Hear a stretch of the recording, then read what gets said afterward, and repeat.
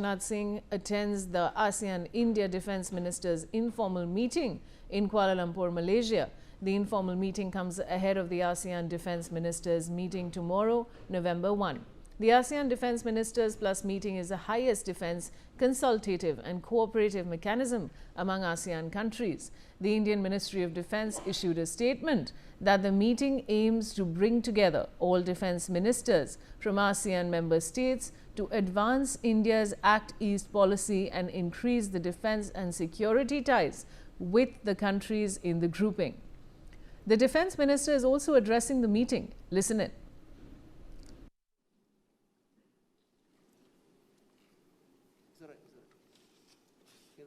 Okay आप सभी को नमस्कार और गुड आफ्टरनून।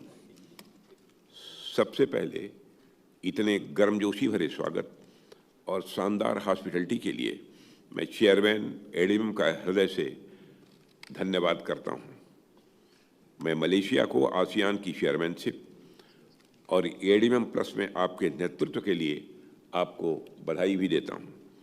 मैं आसियान कम्युनिटी की 10th एनिवर्सरी और आसियान कम्युनिटी विजन 2045 अपनाने पर भी बधाई देता हूं। हमारी पार्टनरशिप मजबूत people to people linkages, cultural affinity और पॉलिटिकल, सिक्योरिटी, इकोनॉमिक और सोशियो कल्चरल डोमेन्स में बढ़ते व्यवहारिक सहयोग पर आधारित है। एक्सेलेंसी, मैं नवंबर 2022 में कंबोडिया में हुई हमारी पहली इनफॉर्मल डिफेंस मिनिस्टर्स मीटिंग को रिकॉल करता हूं। इसमें म्यूचुअल अंडरस्टैंडिंग, ऑपरेशनल इंगेजमेंट और कॉन्फिडेंस बिल्डिंग के माध्यम से हमारे डिफेंस कोलैबोरेशन को और गहरा करने की नींव रखी। इंडिया का आसियान के साथ इंगेजमेंट मल्टीलैटरलिज्म, इंक्लूसिविटी, इक्वालिटी और सॉवरेनिटी के रेस्पेक्ट पर आधारित है। डिफेंस और सिक्योरिटी कोऑपरेशन, डिप्लोमेटिक और इकोनॉमिक इनिशिएटिव्स को कॉम्प्लीमेंट करता है। इससे एक हॉलिस्टिक पार्टनरशिप बनती है जो ट्रेडिशनल और इमर्जिंग सिक्योरिटी चैलेंजेस दोनों को एड्रेस करती है। आज की अनिश्चित दुनिया में जहां कई पुराने विश्वास और अपेक्षाएं बदल रही हैं, मैं मानता हूं कि आसियान इंडिया रिलेशनशिप स्थिरता का एक मजबूत आधार बना रहेगा। India ASEAN India east Asia summit, ADMM plus, ASEAN regional forum और एक्सपेंडेड आसियान मैरीटाइम फोरम जैसे सभी आसियान लेड मैकेनिज्म्स में सक्रिय भागीदार रहा है। ये सभी एक उभरते हुए ASEAN centred regional security architecture के प्रमुख स्तंभ हैं। आसियान और इंडिया दोनों ही क्षेत्रों ने तीव्र आर्थिक विकास दिखाया है। स्वाभाविक रूप से हम दोनों ग्रेटर इकोनॉमिक टाइज की ओर देखते हैं, जिससे पारस्परिक समृद्धि हो। आसियान के साथ व्यापारिक संबंधों को और मजबूत करने के लिए हम ASEAN India trade in goods agreement की समीक्षा शीघ्र पूर्ण होने की आशा करते हैं।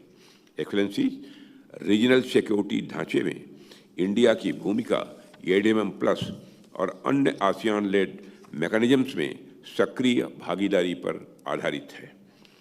Bharat disaster relief, counter terrorism और मैरीटाइम सिक्योरिटी में योगदान देता है और साउथ चाइना सी में फ्रीडम ऑफ नेविगेशन तथा इंटरनेशनल लॉ के पालन का समर्थन करता है। मैरीटाइम सेक्टर में हमारे सहयोग को और गहरा करने के लिए आसियान और इंडिया ने वर्ष 2026 को ASEAN India year of maritime cooperation घोषित करने पर सहमति व्यक्त की है। यह दूसरा India ASEAN defence ministers informal meeting ASEAN के साथ, विशेषकर ASEAN India plan of action 2026 to 2030 के डिफेंस और सिक्योरिटी कंपोनेंट्स में कम्प्रिहेंसिव स्ट्रेटेजिक पार्टनरशिप को आगे बढ़ाने का एक स्ट्रेटेजिक अवसर है। यह plan of action maritime security और कनेक्टिविटी, काउंटर टेररिज्म, और डिफेंस इंडस्ट्री कोऑपरेशन, जिसमें रिसर्च और डेवलपमेंट शामिल हैं, जैसे 3 प्रमुख क्षेत्रों में सहयोग को साकार करता है। इसका उद्देश्य कैपेसिटी बिल्डिंग और ऑपरेशनल कोऑपरेशन को और सुदृढ़ करना है। Maritime security India ASEAN engagement का केंद्र बिंदु है। मैं आसियान मेंबर स्टेट्स की सराहना करता हूं, जिन्होंने आसियान इंडिया मैरीटाइम एक्सरसाइज के दूसरे एडिशन के लिए सहमति अपनी जताई है। इंडो पैसिफिक के sea lines of communication regional stability और प्रॉस्पेरिटी के लिए अत्यंत महत्वपूर्ण है। इंडिया का आधे से अधिक व्यापार साउथ चाइना सी और मलक्का स्टेट से होकर गुजरता है। इसलिए सिक्योर मैरीटाइम रूट्स हमारी सर्वोच्च प्राथमिकता है। इंडिया अनक्लॉस के सिद्धांतों पर आधारित रूल बेस्ड मैरीटाइम ऑर्डर का समर्थन करता है और विवाद के शांतिपूर्ण समाधान पर बल देता है।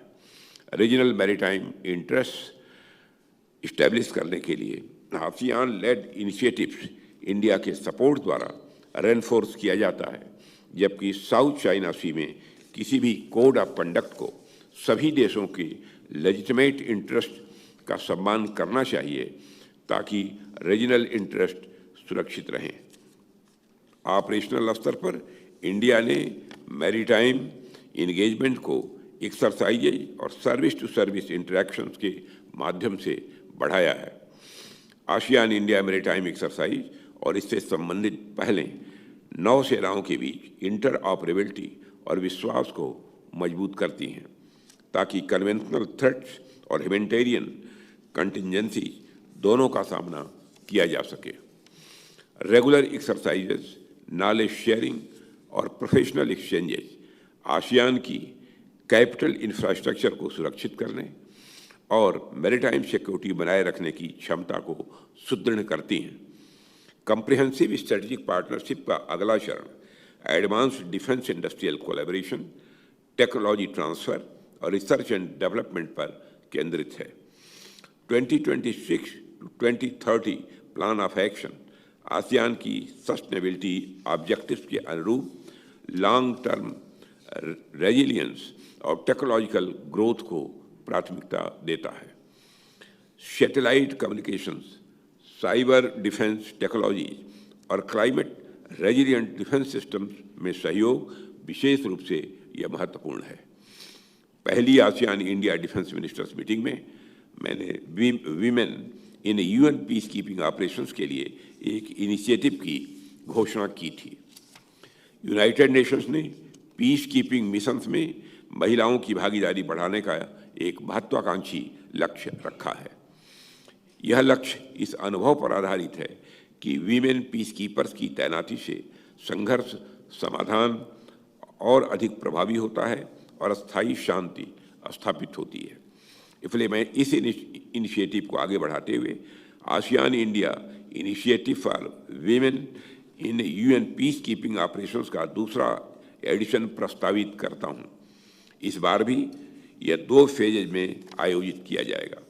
पहले फेज में वीमेन मिलिट्री ऑफिसर्स के लिए टेलर मेड कोर्सेस और दूसरे फेज में एक टेबल टॉप एक्सरसाइज होगा जो सिविलियंस की सुरक्षा और वीमेन पीस कीपर्स की भूमिका पर केंद्रित होगा। इंडिया और आसियान के बीच डिफेंस और सिक्योरिटी डोमेन में स्ट्रेटेजिक कोऑपरेशन को और मजबूत करने के लिए मैं एक डेडिकेटेड फोरम स्थापित करने का प्रस्ताव करता हूं, जो दोनों क्षेत्रों के डिफेंस थिंक टैंक्स के बीच संस्थागत एंगेजमेंट को प्रोत्साहित करेगा। यह इनिशिएटिव इंडो पैसिफिक रीजन में इवॉल्विंग सिक्योरिटी चैलेंजेस से निपटने के लिए डायलॉग, पॉलिसी रिसर्च कोलैबोरेशन और कैपेसिटी बिल्डिंग को बढ़ावा देगा। आज हम इस प्रस्तावित फोरम के लिए एक कंसेप्ट नोट साझा कर रहे हैं। मैं हमारे आसियान पार्टनर देशों से अनुरोध करता हूं कि वे अपने देश के प्रमुख डिफेंस थिंक टैंक्स के एक्सपर्ट्स एवं एकेडमिशियंस को इस डायलॉग में भाग लेने के लिए नामित करें। मुझे विश्वास है कि यह डायलॉग रीजनल कोऑपरेशन को और मजबूत करेगा और पॉलिसी मेकिंग तथा प्रैक्टिकल एग्जीक्यूशन में समानता लाएगा। एक्सेलेंसीज, इंडिया का इंगेजमेंट प्रैक्टिकल रिजल्ट्स, रिलायबिलिटी और एडेप्टेबिलिटी पर आधारित है। इंडिया कास्ट इफेक्टिव और टेक्नोलॉजिकली एडवांस्ड डिफेंस सॉल्यूशंस के माध्यम से आसियान को ट्रेडिशनल और नॉन ट्रेडिशनल सिक्योरिटी चैलेंजेस से निपटने में सहायता प्रदान करता है। Joint exercises capacity peaceful, stable और प्रॉस्परस हो।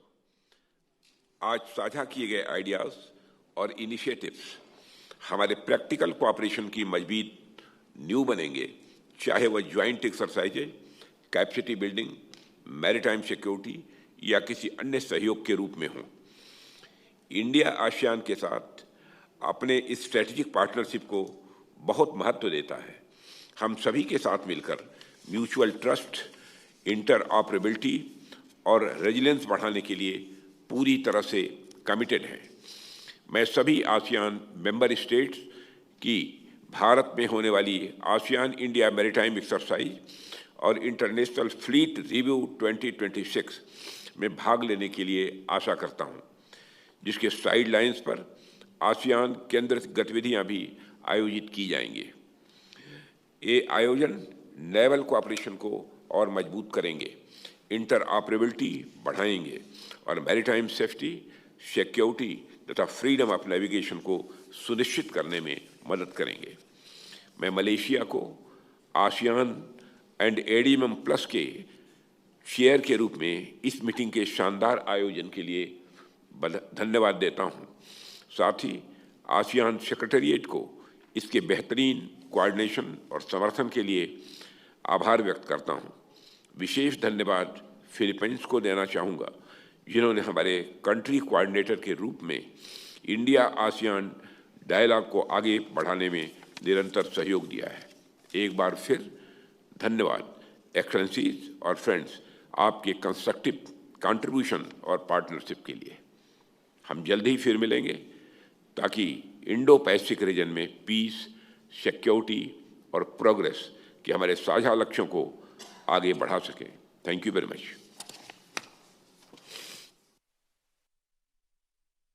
Right, viewers, so that was a very important statement. Of course, we have the Raksha Mantri Rajnath Singh, who's attending the ASEAN-India Defence Ministers' informal meeting in Kuala Lumpur in Malaysia.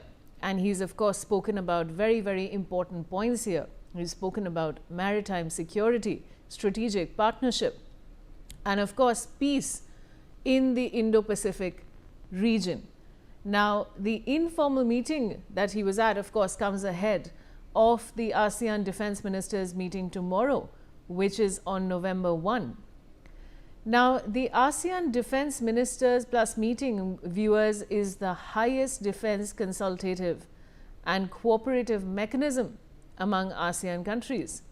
The Indian Ministry of Defence has issued a statement that the meeting aims to bring together all defence ministers from ASEAN member states. And I have my colleague Brian Thomas joining me with more details. Brian, what can you tell us? Well, clearly, the meeting, the visit clearly underlines India's emphasis on the Act East policy and the strategic importance of its ties with ASEAN and the Indo-Pacific region. Even the bilateral engagements on the sidelines are highlighted as a two-day visit also of the defense minister. Not only that, it has clearly stated that he met on the sidelines with Malaysia's defense minister Mohammad Khalid Nordin in Kuala Lumpur. Clearly also they agreed, that happened in 2024, agreed to conduct a Malaysia-India Defence Committee meeting that is going to schedule this year itself. Even very importantly, the both countries emphasize support for each other's endeavors to promote regional security. Very importantly, the India and Malaysia are co-chairing the Experts Working Committee on counter-terrorism for the 2024 to 2027 cycle, which serves as a concrete institutional linkage in the defense architecture. Not only that, it is also a part of strengthening defense, industrial cooperation, maritime security, capacity building, and even broadening of strategic partnership. Yes.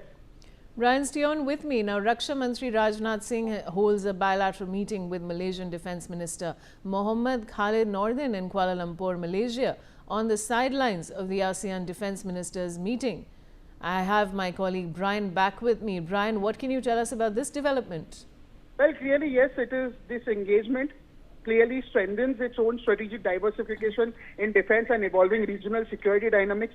This meeting is also on the sidelines of a larger forum that offers value by translating multilateral interaction into concrete bilateral outcomes, even to deepen defense ties with ASEAN nations individuality and even complementing multilateral engagement per se. Yes. All right, Brian, thank you for joining me with all those